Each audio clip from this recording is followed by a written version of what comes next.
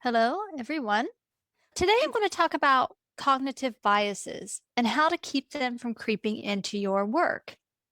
But let's start off by looking at a few images. I want you to think about what you see when you look at these images. What do you see here? How about this one? What do you see in this image? And what about this picture? Think about what you see here. I'm guessing that you saw a couple of things in these images, right? So what's going on here? Our mind tries to make us feel comfortable in the world around us as quickly as possible. Simply put, our mind plays tricks on us. And sometimes when our brain jumps to conclusions so quickly, like it did for us, it just makes stuff up that is wrong. So when you see a couple of things in one image, like here, maybe you see a bathtub that is upside down, but you also see some kind of animal-like figure with four legs in the air. This is called the Pareidolia effect. And this is kind of a big word, so I'm going to say it twice so that you can feel comfortable with the pronunciation. The Pareidolia effect is when people see patterns, inanimate objects, or subliminal messages in something else. For example, when you see a dog shape in the clouds, that's an example of the pareidolia effect. And that is an example of a cognitive bias. And that's what I'm here to talk about today. So first, let me say that I do not come from a psychology background. And I think that this is really important to emphasize. I tell you this because I don't want you to worry that this is going to be a really stuffy or really highly academic talk. No, no, no. I also want you to understand that people outside of psychology, like UX designers, product owners, developers, website designers, engineers, and so on, we can benefit by knowing just a little bit about cognitive biases. Why? Because we all have them. What I hope to help you with today is to show you some ways to identify cognitive biases in yourself and in others. That really is the first step. Being aware of cognitive biases can help you keep them from creeping into your work, your conversations, and your relationships. So today I'm going to talk about a few things. First, I'm going to give you a high-level definition of what cognitive bias means. Then I'm going to talk about what to look for in yourself and in others to recognize what a cognitive bias looks like. Then I'm going to talk about what you can do to fight them off. And then finally, I'm going to talk about some ways that you can use cognitive biases for good. Yes, you can use them to your advantage. Let's start with the basics. What is a cognitive bias? Well, according to Wikipedia, a cognitive bias is a systematic pattern of deviation from norm or rationality in judgment. What? Like I said before, it's a way the brain plays tricks on us by jumping to conclusions about the world around us. So it's basically mental shortcuts. We can't help it. Our brain does this without us knowing. All right, so we know what it is. So why should we even care? We're not psychiatrists, right? Well, maybe some of us have been in the psychology field in a past life. I don't know. But I'm going to guess that most people are related to development, product, technology, or maybe UX design in some way. As a designer, we probably have heard that it is important to test our designs with users. I'm guessing that some of you are familiar with that process or have heard about it. And in doing so, we must be very careful not to bias our tests or to lead the witness. And when I say lead the witness, I mean asking questions in a biased way that might cause the person to answer questions in a less genuine way than they actually would. So being aware of how you might do that, even if it is unintentional, is really key to a successful usability test or when you're working with your team to try to solve a problem. If we can recognize cognitive bias could be a problem and we're aware of the signs, then we can fight that urge to go down that dark hole and we can help others from doing the same. So let's get started with looking at some types of biases that might creep into our professional world. We might as well start with the most important person in the room, and that's you. That's me. That's ourself. We always think that we're immune to the problems and the flaws of others, don't we? Let's face it. So blind spot bias happens when we see ourselves as less biased than others. Also, we're displaying blind spot bias when we like to point out cognitive biases in others rather than ourselves. The key to know here is that everyone is affected by blind spot bias. Sure, people are motivated to view themselves in a positive light. That's natural.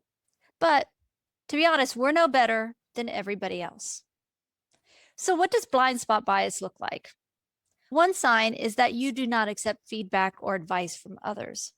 I have seen this so many times. Their ego gets in the way at admitting they might not know something. So what can we do to prevent blind spot bias? Well, first, be aware it happens to everyone. Don't think of yourself as above the law or something special. In the technology world, if you're conducting some sort of research, maybe it's a usability test, I find it's helpful to write down your questions and tasks and have another person review it. Test your test and pilot your questions and tasks with another person on your team or another professional.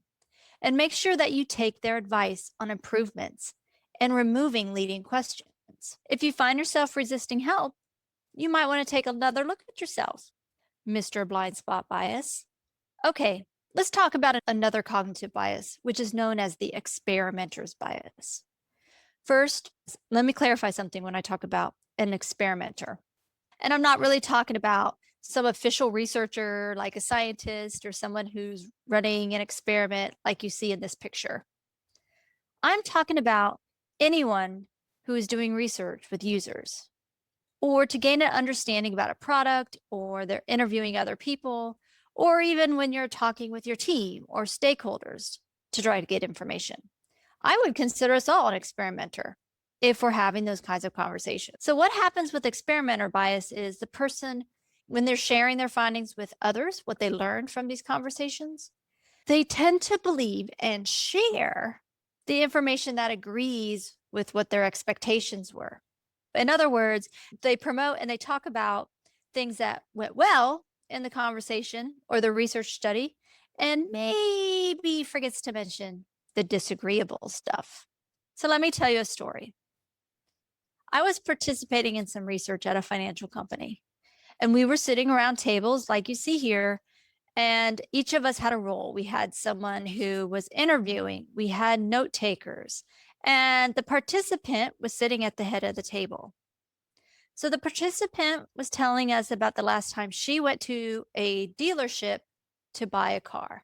Don't consider this to be a great experience generally, because salespeople are pushy sometimes. Sometimes the process takes a really long time.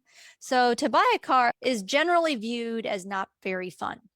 The participant was talking about the last time that she bought a car, and it was less than fabulous. And one of the note takers on the team, who was sitting next to me, did not like what she was hearing from this participant. Instead of silently taking notes like she was supposed to be doing, she interrupted the participant and said, "What?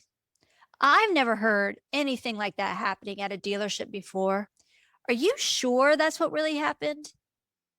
Oh, this behavior is wrong on so many levels. How can we avoid the experimenter bias? One way to avoid such bias behavior is to use people who are taking notes and conducting the research who have little or no stake in the experiment. They don't have a personal interest in the outcome, so they are likely not to affect the conversations through injecting bias because they might have a hidden agenda. But if a person on your team does have some involvement in the product and therefore some personal interest or professional interest, Make sure that you have clear rules and procedures in place for the research project. Remind that person that we are here to gather data and insights from our participants, not to share our own thoughts. Let's go one level deeper than the experimenter bias and talk about the observer expectancy effect. Think about what I just told you in that story where they were like, "Are you sure that's what really happened?" Think about how that behavior affected the participant the rest of that interview. Yeah, I can assure you that it did. So the observer expectancy effect happens when the one who's talking to the participant, either, and it may even be subconsciously or unintentionally, they react to something that the person has said or done. And then when this happens, the researcher's reactions affect the participant in the conversation. So what does this look like? It could be a surprise facial expression, like when the participant gives a strange or a wrong answer. It can be noises, like when a participant makes a wrong move, like sighs or scoffs.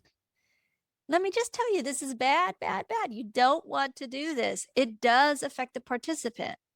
So please, if you're ever talking to customers or clients, stakeholders, partners on your team, and you're seeking their honest feedback and information, just think about how the observer expectancy effect could actually affect that conversation. Let me tell you another story. It was my first week on the job at a company that owns a bunch of animal hospitals. I was asked to sit in a focus group video call, and they were going to reveal a new design. So the product owner, we'll call him Dennis because that is his name. He addressed the crowd of 50, that's 50 people on the call, from veterinarian doctors to technicians, a number of people. Dennis said to his innocent bystanders, "Here is the design for the new communication screen. Isn't it great? What do you think?" Oh, it all went dark for me after that. Isn't it great? What do you think? Dennis just stepped in a huge pile of observer expectancy bias. Needless to say, that was the last time that type of focus group format and someone saying, "Isn't this great?" That never happened again at the company on my watch. As a designer, you want your design to succeed. I get it. You've poured your heart and your soul into what you've created. Maybe you've even pushed every little pixel in that perfect position. Then, when your design goes in front of a customer for testing and you see them struggle with what seems to be like the easiest thing on the planet, what are you supposed to do? You want to freak out. Well, you can't. But here's what you can do to avoid tainting the witness. Like I said before, if you can, get someone else to test your designs. Again, that other person is not emotionally invested, and therefore they're much less likely to react to feedback that is not in line with what the designer wants. The major point I wanted you to take away from the observer expectancy bias is to keep your body language and your tone in check. You can even record yourself to see those subconscious clues that you might be giving off. This will help you become aware of your reactions, and that can help you keep them in line. Okay, so we talked a lot about how you can detect cognitive bias in yourself. Now let's expand the idea a little bit and talk about cognitive biases and how they can affect how we perceive others compared to ourselves. Social comparison bias is the tendency to favor people who do not compete with our strengths. You've heard the phrase opposites attract, right? There's certainly some truth to that. I personally cannot imagine being with someone as chatty and obnoxious as myself. My husband's quite the opposite. Humans are constantly evaluating themselves and others across a variety of ways. Things like attractiveness, wealth, intelligence, success. We can't help it.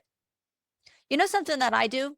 When I walk into a room full of strangers and I'm looking around at people, I look at a person's left hand. And in the United States, we wear our wedding bands on our left hand. So I look at a person's left hand to see if they're married. I do this for men and women. I don't know why. I look at their face, then I look at their left hand. And it's not like I'm on the prowl trying to meet anybody else. It's just what I do. I look at the face and then I look at the hand. This is my way, my subconscious, quick way of sizing people up. And when it comes to the technology world, even professionals, they size each other up. So we try not to look bad. People worry that someone's going to bump their ideas off that proverbial pedestal. This is why sometimes stakeholders tell you, oh, I know what the user wants. Let me just tell you, so that you don't talk to them directly. Or this is why salespeople don't let you have access to customers, so you can't chat with them yourself. And this is why some leaders or product owners don't want you to test early concepts or designs and then iterate on that process. They say, oh, we'll just get the feedback when it's released to the people. Not good. So what can you do to prevent social comparison bias? When we hire people for our teams, we need to think about the diversity of people. Diversity and inclusion is a very hot topic these days, and for good reason. Look for people from different races, religions, cultures, backgrounds, locations to bring in that diverse perspective to our products. Think about what's happening in Silicon Valley and San Francisco and all those kind of tech bubbles, those tech hubs, and how they're not really providing a diverse perspective because they all live in that little tech bubble. By including diverse perspectives, we're simply going to make better products. Okay, so let's switch gears a little bit and talk about things that don't agree with our mental models or our ideas. I have another fancy word for you. Are you ready? The Semmelweis Effect. I'm going to say that again, the Semmelweis Effect. And this is the tendency to reject new evidence that contradicts the paradigm and what people already believe is true. So the term originated from the story of Ignaz Semmelweis, a doctor who discovered that, wait for this, mortality or death rates fell 10 times when doctors washed their hands in between patients, and most particularly after an autopsy and then going to a live patient. It's pretty shocking, huh? Sure, washing your hands in between sick or even dead patients seems like a no-brainer today. But Semmelweis, his hand-washing suggestions were rejected by his doctor peers. I guess that every new process has to start sometime. So how does this cognitive bias relate to the non-medical world? As we've seen in previous examples, people already think they know what's best, and it's hard to convince them that they're wrong. Old paradigms are stubborn and difficult to break. For some here, a long, long time ago, this might have been the way for you to check your email or to get on the internet or to do work. For those who don't know what this is an old Apple computer. And then Steve Jobs came by and he decided that we all needed to access this kind of stuff on our phone. Yes, our phone. But this concept had been tried before and failed. This is a picture of a Palm Pilot, which is an early personal digital assistant. In fact, other items have been created way before the iPhone, but were not successful. Why is that? Perhaps people in the world were just not ready for it yet. Let me say some people in the world were not ready yet. And that's where the Semmelweis effect kicks in. People are creatures of habit, and we don't like change. But in order for things to be modern and progress and be new, we have to challenge the status quo. We have to be accepting of innovation opportunities. So think about what might be your Semmelweis hand-washing moment. Okay, so have you ever had someone come up with a problem to solve and you wonder how the competition is tackling that same problem? It's pretty natural to wonder how other companies are solving the same issues, right? Well, maybe not always.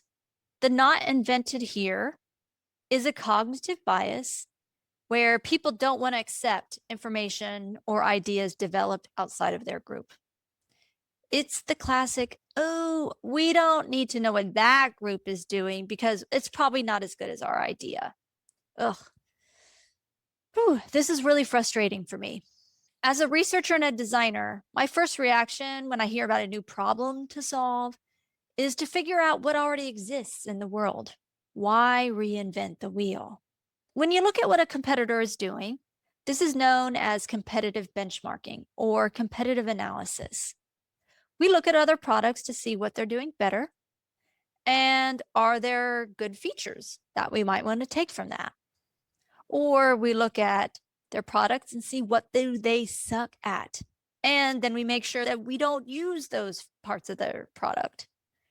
So think for a second. Can you recall a time that you had a stakeholder or someone on your team tell you that there was no need to go check out the competition? I'm guessing yes. I certainly have had this. That person is suffering from the not invented here bias. So why does this even happen? Well, there's a number of reasons that can contribute to the not invented here bias. But basically, the whole idea of this not invented here bias really stems, in my opinion, from insecurity. When I'm first assigned to a new product to research or design, I love to start with comparing similar products.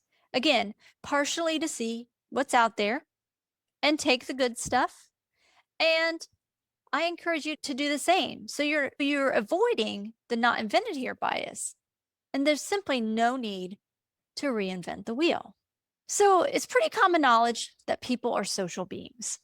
Even the introverts here, and I know that there's some of you here today, even the introverts seek some interaction from time to time. So this next cognitive bias I'm going to talk about is going to focus on some of the things that we do as humans to fit in with the group. We use an expression, bite your tongue. And I don't mean, when I say bite your tongue, I don't mean eating food. I mean that you want to say something in a group setting, but you're afraid that your opinion will be too different than everyone else's. So you don't say anything. And the courtesy bias is to not fully state your opinion once someone else's opinion has already been shared with the group. Even if we don't agree, we don't say anything because we don't want to offend others or we don't want to look bad in front of the group. I get it. It makes sense that you might not want to speak your true thoughts in front of others. You don't want to be embarrassed by saying the wrong thing. But like it or not, we are social beings and we want to fit in. We do this sometimes by keeping our mouth shut until we feel safe to speak. So how do we exhibit this courtesy bias? Well, we simply wait for someone else to speak first before we say anything. Have you ever been on a group meeting? Maybe it's a video call, maybe it's in person, and no one speaks after the presenter asks a question. Everyone seems to wait there in awkward silence for feels like forever. One of the reasons for this pause, other than maybe you don't have an answer, is that people are afraid to be the first one to speak. Again, they don't want to seem foolish or say the wrong thing in front of the group. So I have a great way to combat or resist courtesy bias in a brainstorming session. And by that, I mean you're a group of people either standing around a whiteboard with a marker and a list of Post-it notes, or maybe you're doing it on a virtual whiteboard these days. So this process I want to talk about also helps those introverts who don't feel comfortable speaking in a group setting. Okay, so first, when you're having a group brainstorming session, you need to create a comfortable environment for contradictions. So you lay down some ground rules. All ideas are welcome. We're not shooting any ideas down. Quantity over quality. No analysis yet, those kinds of rules. And then after you lay down the rules, you go through this process. You have everyone write down their ideas in however time you give them, 2 to 5 minutes, say. You have everyone write ideas down in silence. And then you have them put the Post-it notes and the stickies on the wall or in the virtual whiteboard in silence. Then, once everybody has put all their ideas out there, that's when you can start discussing things as a group. And by giving the group the opportunity to generate ideas in silence, you're giving all people a chance to write their true thoughts. And they're not going to be distracted by what others are saying. And so the benefit of coming up with ideas in silence is that it really levels the playing field. You give people the opportunity who normally don't feel comfortable talking in a group the chance to get their thoughts out. And they can do this before all the chatty people start talking. I point at myself as being somebody who's chatty, so I know how that feels. I feel like this is a really important first step of any idea generating process. And also, it's a great way to avoid the courtesy bias among the group, isn't it? All right, so let's talk about how our perceptions have been influenced by things we have seen very recently, as opposed to those things we've seen a long time ago. And the first one I'd like to talk about is the Baader-Meinhof effect. And yep, that's a big word, so I'm going to say it again. The Baader-Meinhof effect. And so that is also known as the frequency illusion. And it is the cognitive bias that happens when something that has recently come to your attention suddenly seems to appear everywhere. So have you seen a famous person talked about in the news, and then it feels like you're seeing them all over the place, and Twitter and Insta and TikTok and on the news, and they're everywhere? How about this person who says global warming must be true because every day this spring has been hotter than last year? To be honest, we're not all the way through spring yet. So how can this be true? So why does this happen? Remember, the brain has to quickly make sense of things. It can't help it. Some of you probably see 3 circles here, right? You see a red one, a green one, and a purple blue one. These circles are actually made of like little leaves or long ovals. And what our mind does is it makes patterns out of those for us and makes them into circles. The brain seeks things it's comfortable with and latches on to those. Thus, they ignore things that are not familiar. So when a pattern or a name rings true to us, our brain latches on to that. And as a result, we think we see or hear that more than we actually do. So here's an example from the real world. Say you're interested in buying a green sweater. Well, then you suddenly see everybody else has a green sweater. Or do you? So when someone makes the claim, this happens all the time, or all of our customers do this, I want you to think about that and take that claim with a grain of salt. My main point about the Baader-Meinhof effect is recognize that trends might not actually be as frequent as the person is stating. Some of it might just be in their mind. So have you ever seen a person scream on a scary ride and just like scream the entire time? Screaming in sheer terror like they're being murdered. But when they get off the ride, they're super excited, they're overjoyed and ecstatic and ready to hop on that ride again. Anybody ever seen that? I know I certainly have. What this is known as the peak end rule. So people judge an experience largely based on how they feel at the peak of the experience or at the end of that experience. So in the case of this ride, the person's probably feeling pretty relieved that the ride's over and they survived it rather than the 2 minutes of terror that they had just been through when they were riding the ride. The ride is over, they lived, they feel happy.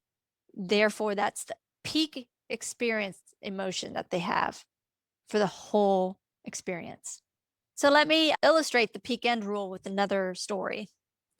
My husband and I were in a restaurant where the menu is on an iPad or tablet. There's not paper menus.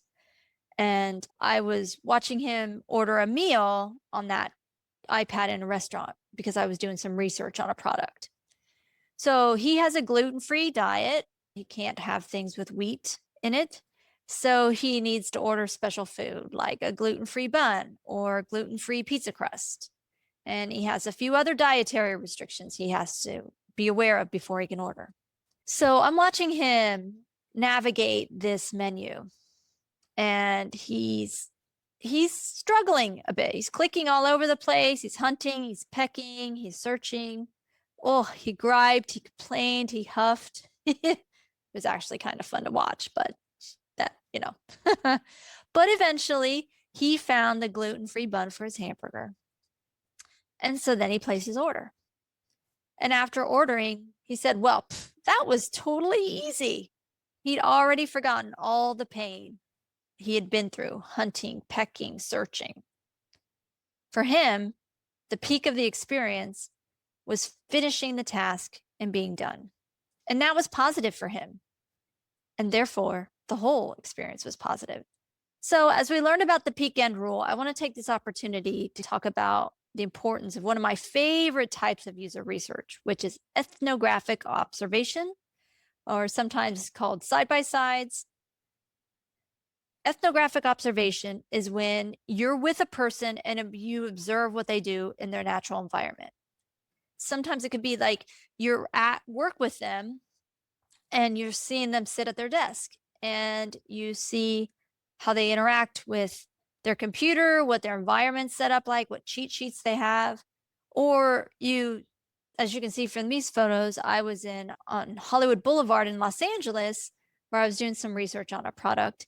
And I was observing people who were tourists, and I was observing them and I was talking to them to understand how they were figuring out what attractions were in the area and how they were going to visit these attractions.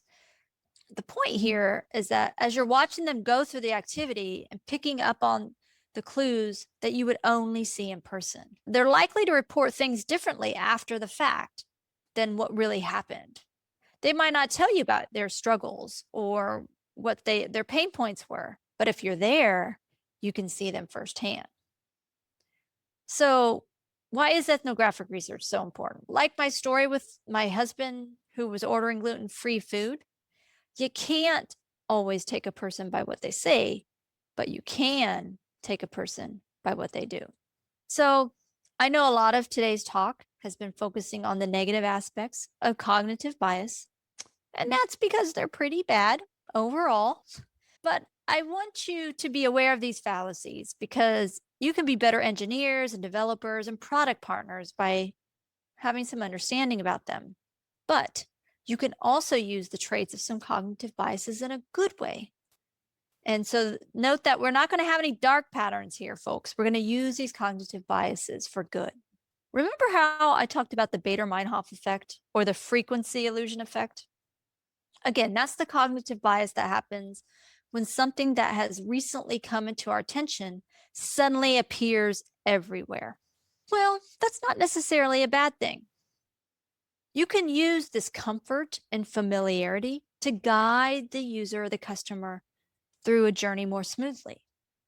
You can repeat elements, especially in an omni-channel experience. And when I say omni-channel, that's when a person might interact with your product across multiple touch points. Let's say they're shopping for something and they start shopping on their home computer or work computer. And then they go into the store and they're looking around in the store, and then maybe they pull up their cell phone and either pull up the app or pull up a website to get some more information. This is an omni-channel experience. And as someone creating and building products, you can use familiar clues like color, fonts, common design patterns to make the user feel comfortable where they are. And this helps them feel familiar in the experience. They know that they're in the right place, in the right experience. So I want you to think for a minute, has anyone here ever assembled a piece of furniture you bought from Ikea? Think about how that made you feel to do that. Were you frustrated? Did you feel accomplished? Satisfied when you got it done? I know I feel like a champion when I put something together from Ikea. I am the person in our household who assembles Ikea furniture, and I love it. I have to admit, though, I've had some furniture that looks a little more like this. Whether you love it or hate it, there is a cognitive bias associated with the famous Swedish furniture store, Ikea. So the Ikea effect is tendency to people to place high value on objects that they partially assemble themselves. just like furniture from Ikea. And they're proud of this, even regardless of the quality or the end result. So, why is this even a thing? People have an emotional investment when they build something from their own blood, sweat, tears, and hands. So, okay, get it. So, how does this IKEA effect apply to products and maybe app design, what we might be working on in the technology world? A user can experience that same effect when they complete a task, like maybe assembling a puzzle or getting some work done. They feel a stronger emotional connection when they complete it successfully. So consider this feeling when you build an interface or a product that could perhaps give somebody a taste of delight after their success. So I'm kind of hoping that maybe you found a couple of things that I talked about today a little bit funny. All right, give me a break, okay? I tried to inject some humor along the way. And I've done that because I know that humorous items are more easily remembered than non humorous ones. And this is known as the humor effect. So, this is an easy one, right? We've all seen something funny on the internet. I really love this 404 page. It really cracks me up. You get to choose the developer who gets fired for this error message coming up. Now, this is fun. I'm sure they don't get really fired, but this is a fun error message, right? This is a good example of using the cognitive bias called the humor effect. When your company shows something funny, it allows users to connect with your company or your product in a more personal and emotional level. Humor feels conversational or relatable, and it gives your site or product a human connection. Okay, so how can you inject some humor in the app or whatever you're building? First, you need to decide how you're going to do it. Is it going to be words, illustrations, animation? You can see here we have a couple, right? We have words, oops, and we have a fun illustration. But I do have a little caveat when it comes to humor. Make sure that is it appropriate for your audience and it represents the message your company wants to send. We do not want to be inappropriate. Remember, we're trying to use these cognitive biases for good, right? So let's move on to another cognitive bias that could be used to benefit your designs and the things that you're building. Just take a look at this image for a second. Ooh, I can't look at this image too long. It's got a lot going on. It's got a lot of crazy going on here. For those who are maybe not familiar with who this person is most of the people here are Arnold Schwarzenegger. Whew.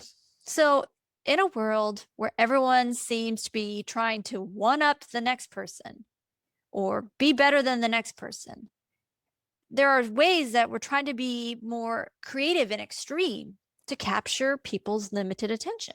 And that means that bizarre material, like what we're looking at here, is better remembered than common or bland material. And this is where the bizarreness effect comes in. This is part of the reason why humans have peripheral vision. We notice things on the move, and in many cases, we notice things that are different. So, this seems like a pretty simple cognitive bias that we could use for good in design. We should just make everything shocking, right? Well, not exactly. The whole point here is that you want your website or whatever you're building to stand out in a sea of sameness. I get that. But you also don't want to be obnoxious and annoying. So you can use design elements like color and contrast, emphasis to make something stand out. This is why you see a button on a page looks different than the other items on the page. You could even use animation to draw attention to something. And finally, like I mentioned before, you can use humor, like a fun illustration, to play into this bizarreness effect. The key here is to balance pleasantly surprised with obnoxious as heck.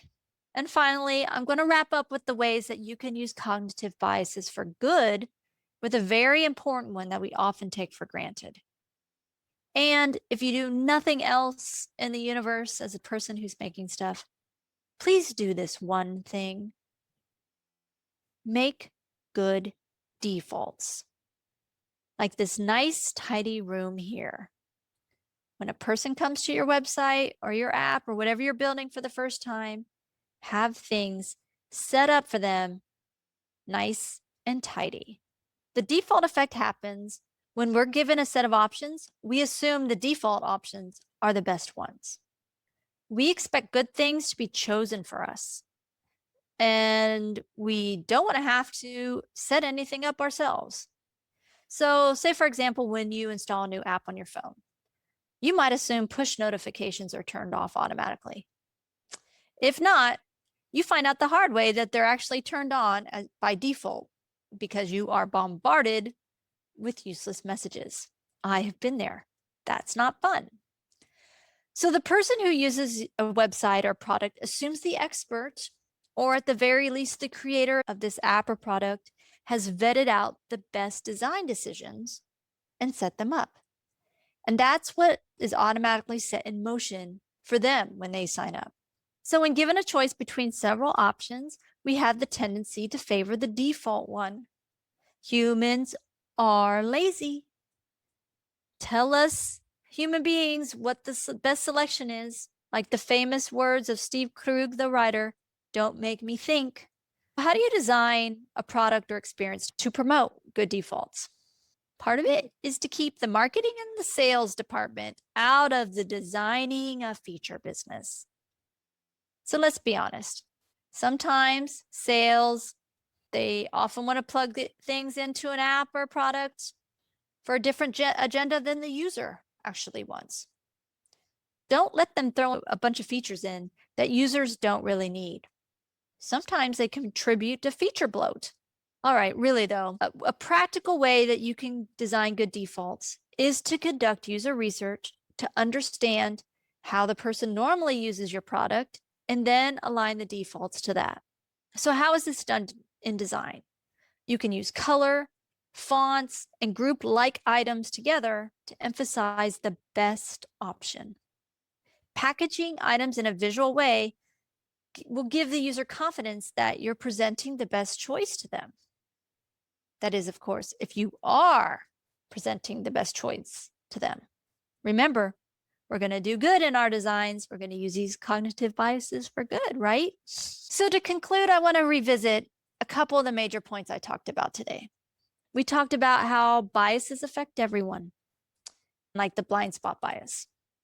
And I talked about how to be careful when you're acting as a person who's talking to others to get feedback, to try not to lead the witness. I talked about the need to avoid things like the Semmelweis effect and to be open to different and outside ideas. We also discussed our human need to fit in with the group, with the cognitive bias like the courtesy bias.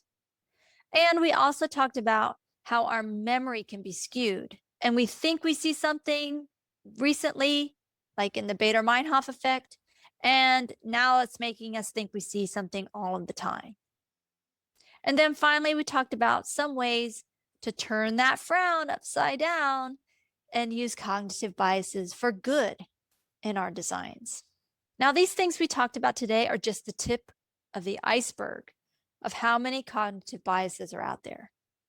But I think we hit some of the major ones that you can take away with you today.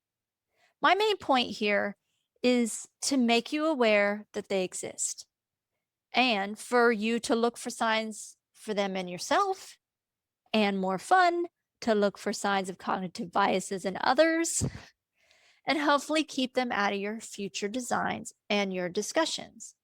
I want you to go out there and design better products without bias.